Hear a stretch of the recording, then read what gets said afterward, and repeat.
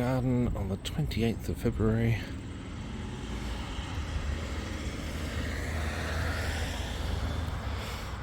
(2024). Excuse the traffic, that's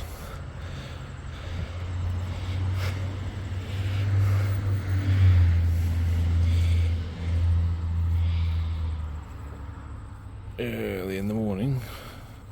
Just drop children at school because today's supposed to get to an extreme fire danger temperature, so I think I'll do this early. So the dahlias here all come up quite nicely. Those are the packet seed ones that were left in the ground over winter, so it took them a little while to start back again, but they have come back. It looks like the bees are enjoying them. You can see there's a peach.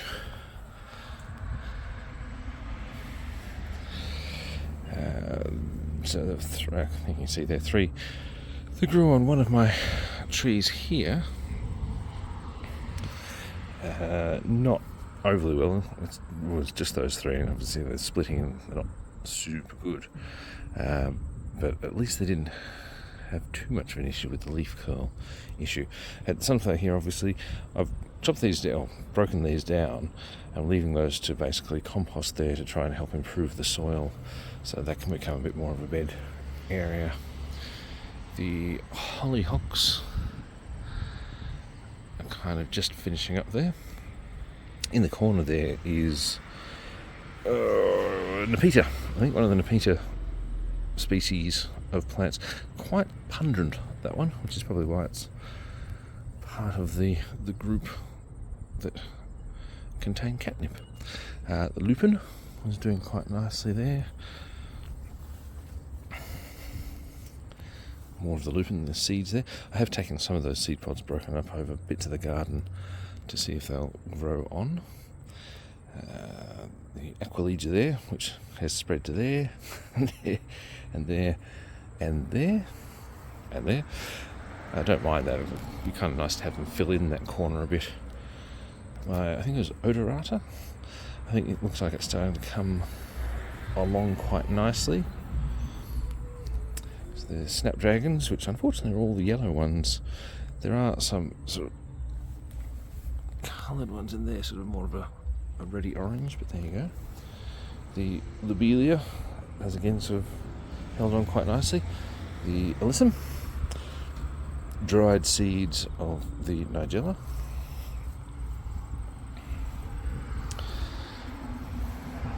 Roses have dropped off a bit now.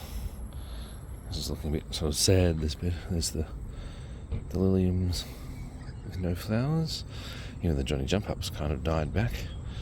And the gladioli, I think. Gladioli? Yeah. They're sort of used off. You can see from this way my sunflower driveway entry. Just come around this way. I think that was the hebe, which looks like it's coming along quite nicely there. The sunflowers here, probably getting to the last of their little time, but that's alright. The wind's obviously picking up. I don't remember what flower that is, but that seems to be doing nicely. I think these ones are Canterbury bells. And that's the front yard. So the butternut pumpkin, or butternut squash, depending on what area of the globe you're on, is doing quite well. Has spread out over the garden and has even decided to grow up here with the grapevine. And as we can see, has some hanging fruit on there, but that's alright. Got some capsicum, aka bell pepper. That's there, a bit small. Hopefully they grow along a bit more. My next lot of corn. Turns out the earlier ones that I had from the just a bit fell over, from the saved seed has actually done all right. I'll show one of the other butternut pumpkins. It has actually done all right. So it looks like it might have just been a bit of a rough grouping of them that didn't turn out so well. Tomatoes, I kind of given up on most of them because, as I said, I forgot to snap off the side shoots and things, so they kind of grew a bit wild and they're all over the place. Having said that, there's certainly some there that can be picked. That's the mortgage lifter tomatoes there. We had, I think, one of those. Some of us had it on some burgers for one of the dinners. This one's actually one that was planted from my son's, I think, science project at school, so I don't actually know the variety of that, but it looks like it's coming along all right. And over in this corner, I've actually taken out quite a few of the broccoli because they're obviously bolting. Not kohlrabi, the kale has had a lot of bugs and things on it, so I haven't really had a lot of it. That one there. But I'm content enough to let that keep growing because it can be used as a green mulch if nothing else. But something I've not grown before is this, which I believe, oh, actually, that's a better one. Yeah, there we go. Eggplant, or aubergine, again, depending on what part of the globe you're from. And see, I'm doing a bit of sort of chop and drop here with the previous corn. Just let it sit there because I figured that'll help sort of break down into the soil and improve the soil overall. All around here and up here and over there are the other grape. That one's the red grape, and I haven't seen any fruit on that one, whereas this one, believe it or not, did have some down here, and that was not too bad. I had it when it was very early. Even for me, it was very sour. I didn't mind that, but they were quite small, so I didn't get much out of it. My gooseberry bush is there. The plan, when these trees start to lose their leaves, is to dig them out. This one's the peach, which actually ended up being quite nice. It's a yellow flesh peach. I actually had quite a lot of that. I was very happy with it. So I'm going to be daring, and the plan is to take that out from there and move it to the front yard, where basically all the nectarine trees are, because the nectarine trees suffer from the leaf curl, and I don't tend to get any timing right for the treatment of those, so I'll swap them around there, and then I'll probably build a trellis up here that the grape can grow up properly, and that also means I can use the other side of that for some more vegetable growing. As you can see, again, more of the butternut pumpkin, and here is watermelon. Now, I've had watermelon grow to the point of having that one point before.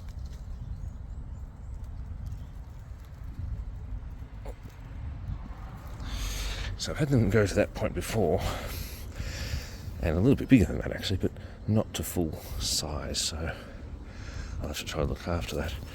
Now, one of the big changes, the strawberry bed used to be there, it's now there, so it gives me a lot more access to here, which is handy because I can get to the compost bays more easily. I'll probably actually move these across a bit, because what I'll do is I'll move the gooseberry as well, and possibly even my rhubarb, which is in there behind some of the weeds and under the branches and things, so a bit of a work in progress. When I transplanted the strawberries, a little bit movement shock, I guess. It had two runners. That one doesn't look like it's doing too well. That one looks like it should come through okay, so we could be alright. The store-bought Granny Smith apple seems to be doing alright. It'll need some pruning again when the season changes, because this one in here is obviously rubbing against there. I've got a bit of... Actually, that's the bit that was from some of my pruning, I think, so that'll need to be sorted. Obviously I need to move these across. These are what are left, as I obviously showed the other day. Well, I'll put the clip in. of the pruning, the mulching of the leaves and things. So after a bit of pruning, I have quite a bit of wood, branches and leaves and things like that to chip down. So fortunately, I have my chipper. I've got a little box there to try and catch a bunch of the mulch that comes out, and then I'll put it into bags and we'll see how we go. So, about 2 hours later, the pile is gone. A degree of mess there, and some bags loosely filled with mulch. As you can see, there's still some fairly long bits that stick, but they're kind of twiggy bits, and they should be fine.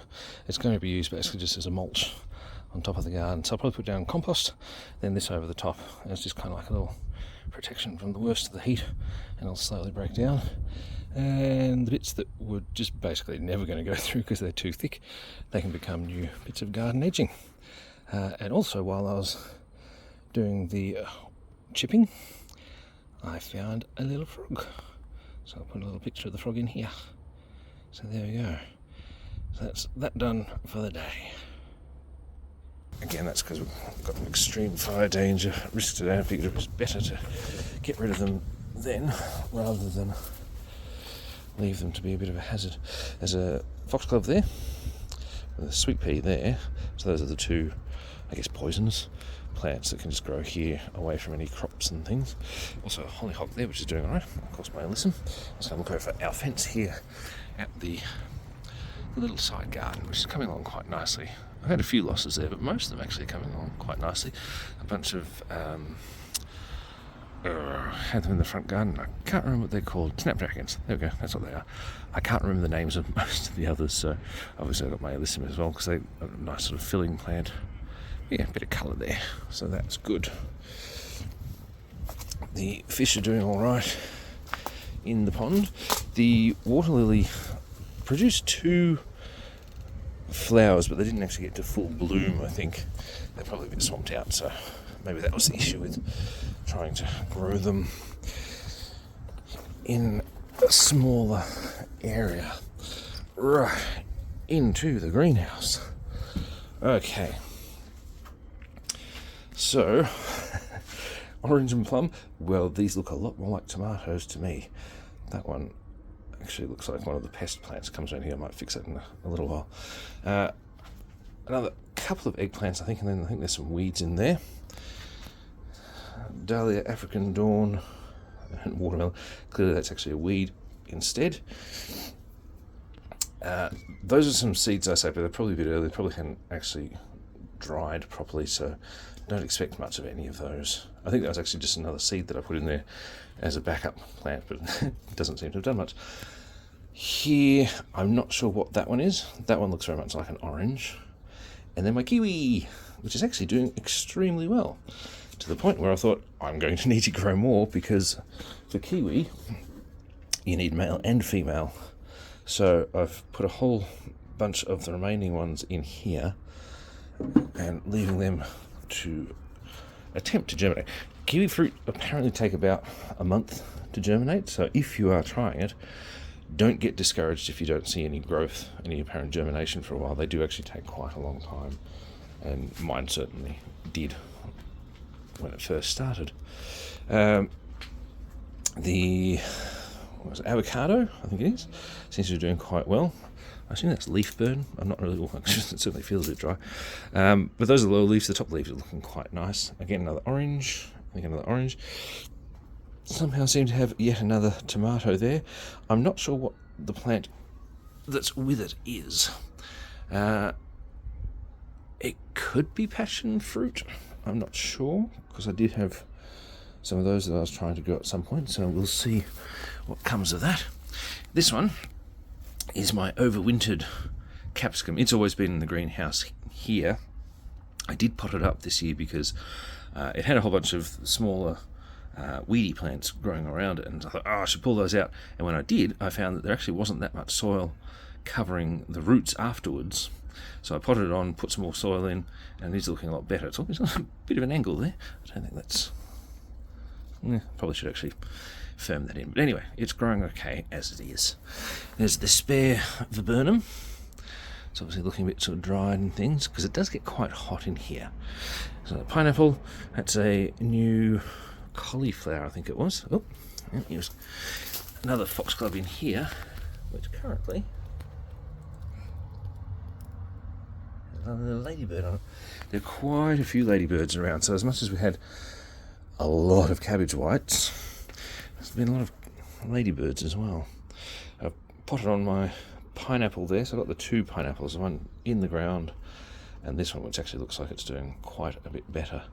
Don't know if it'll ever get to actual fruit, but it would be nice. I could do it. Oh, and here's my bags of mulch sitting waiting for use. We'll just ignore the weeds and things growing here. I'll just go around the back. There you go. Oh, there's the magpie. There you go. Okay, so we're from the reverse way this time. So we have the dianthus, a nice dark pink and a light pink. I do not remember what this one's called, but it has spread out quite nicely there. This sunflower has obviously grown multiple heads. I did have at least two different sunflower types. There was a one, there was actually a Van Gogh one which I bought specifically from an online retailer, and then there was just the standard packet seeds. Actually, I think it was leftover seed. Anyway, then we have our dahlia. I think it's called African Dawn or Sunset or Sunrise. So that's going quite nicely. That was bought as a tuber from one of the local sellers. Hebe in there. These two, the light sort of blue purple and the purple one, those are dahlias from saved seed. Those are the accidental saved seeds. They've actually come through, which is nice. More of the multi-headed sunflowers, and as you can see, more ladybirds.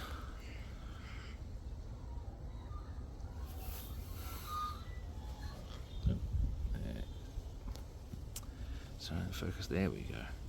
I suppose we'll leave those two to continue making more ladybirds. Then down here we've got the orange still doing alright. The Cafe au lait, which is doing nicely, and oh look, what a surprise, there's yet another ladybird there. And two apple trees that are growing from seed. This one is doing extremely well. This one's doing fine as well. That's okay. Now I'm just going to do a long shot here. So as you can see, the weeding hasn't done super well, but I did put in a vining plant there, and there's another one here-ish. Those are butternut pumpkins, I believe, so they can just spread out there all they like. Anyway, that is the garden on the 28th of February 2024. Hopefully the bushfires don't get too bad today. They're about 30 kilometres from us. We're a built up sort of town area, so we're probably fine, but we have had ash in the garden. As I said, that's why I did my little mulching yesterday, to try and clear some of that from the main yard and put it away. Of course there's dried grass clippings there, but we should be alright. Anyway, happy gardening. Thanks for watching.